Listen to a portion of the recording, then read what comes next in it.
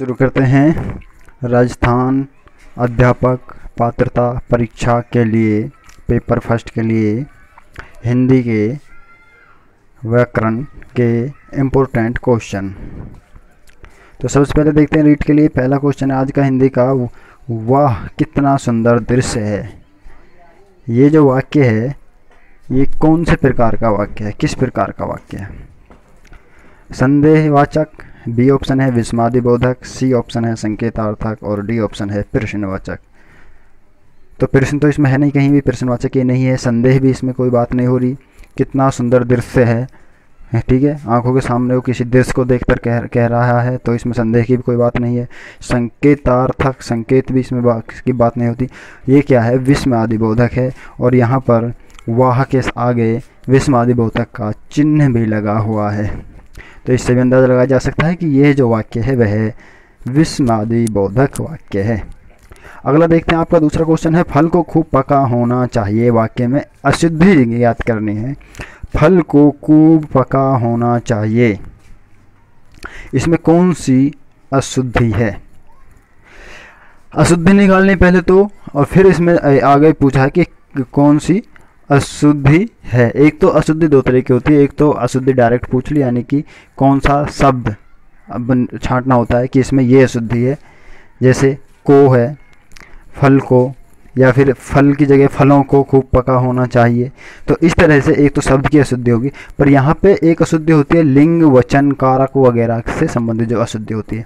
तो यहाँ पे जो अशुद्धि पूछी गई है वो इन्हीं से संबंधित पूछी गई है, वचन कारक लिंग से संबंधित। तो इसमें देखते हैं वचन संबंधी, पदक्रम संबंधी, सी ऑप्शन है कारक संबंधी और डी ऑप्शन है लिंग संबंधी। तो आपका राइट आंसर है, यानी कि कारक संबंधी अशुद्धि इसमें है। इसमें कौन सी अशुद्धि है? इसमें कारक संबंधी अशुद्धि है इस वाक्य में।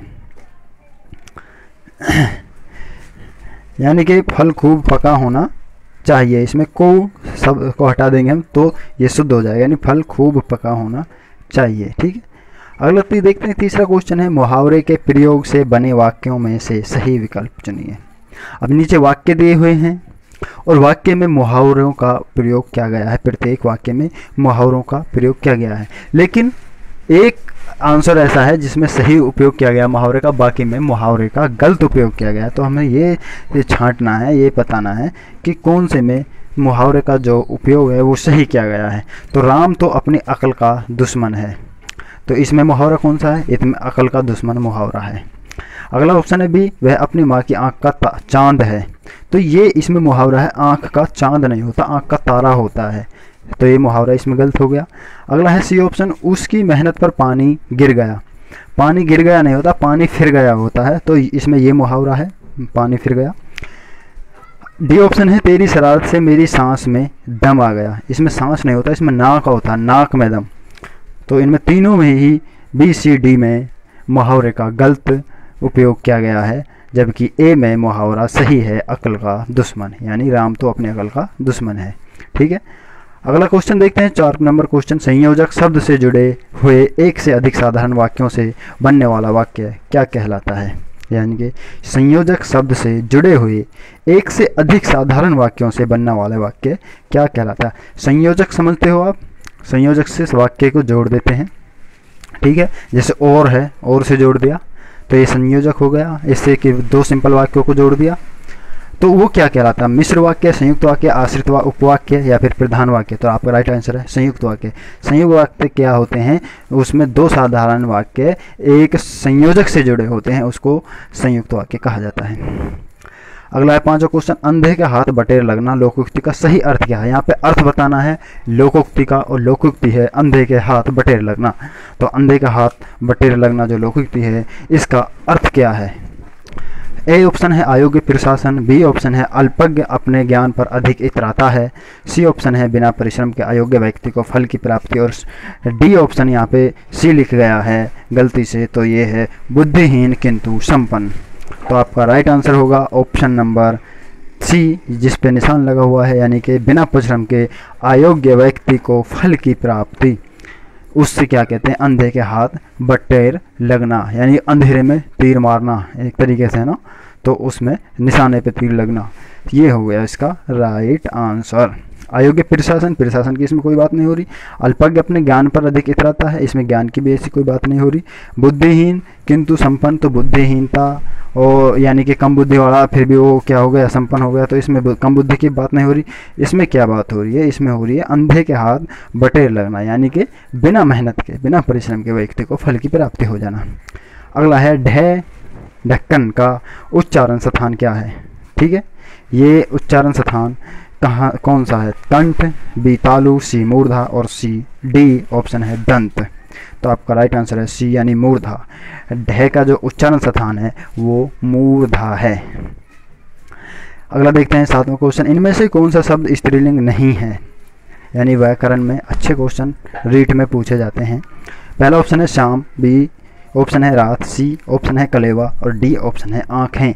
तो इनमें हम क्या करते हैं, स्त्रीलिंग वाले शब्दों की सही पहचान के लिए हम उनको वाक्य में शब्द को प्रयोग करके देखते हैं, तो उसका आसानी से पता लग जाता है। तो शाम को हम प्रयोग करते देख स्त्रीलिंग आएगा, रात को देखेंगे स्त्रीलिंग आएगा, आँखें देखेंगे आँख भी स्त्रीलिंग आएगा जब शब्द में को हम वाक्य में प्रयोग करेंगे। जबकि कलेवा जो है वो क्या है, स्त्रीलिंग शब्द नहीं है, वो हमेशा पुल्लिंग में ही इस्तेमाल होता है कलेवा शब्द। अगला देखते हैं कुसुम शाम को घर गई, इस वाक्य में कौन सा काल है। अब ये तो स्पष्ट हो गया कि शाम को घर गई यानी जा चुकी है, ठीक है, तो भूतकाल है, ये तो हो गया। तो अब क्या है, इसमें बताना है भूत के आगे भी ऑप्शन में दिया हुआ सामान्य भूत है या फिर आसन भूत है या फिर पूर्ण भूत है या फिर संदिग्ध भूत है।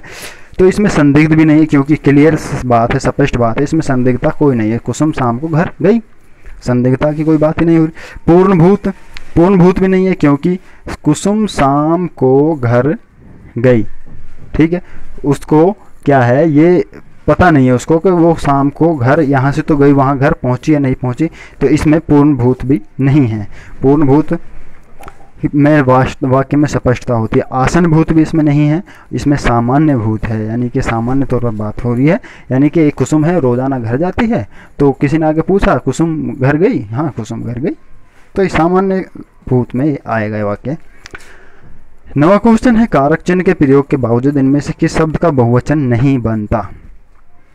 कारक चिन्ह भी है उसमें ई घी में, और उसमें फिर भी क्या है उसका बहुवचन इसका नहीं बनता।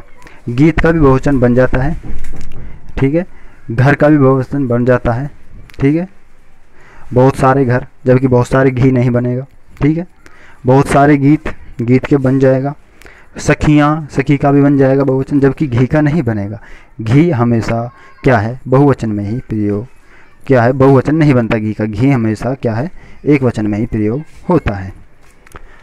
फाइनल क्वेश्चन है 10वां आज का, इनमें से किस शब्द का लिंग नहीं बदलता। ये भी लिंग से संबंधित है, एक क्वेश्चन पहले भी लिंग से संबंधित आ चुका है, कलेवा वाला, यानी वो पुल्लिंग में इस्तेमाल होता है कलेवा, जब भी फिर कलेवा शब्द आएगा तो पुल्लिंग में इस्तेमाल होगा। यहाँ पे लिंग भी पूछा है, यानी जिसका बदलता नहीं है लिंग, बात वही है। जैसे या तो ये पूछ लेता कि भाई इनमें से कौन सा स्त्रीलिंग शब्द है, या फिर अब उसने पूछ लिया कि कौन से शब्द का लिंग नहीं बदलता, क्वेश्चन घुमा दिया, बात वही है।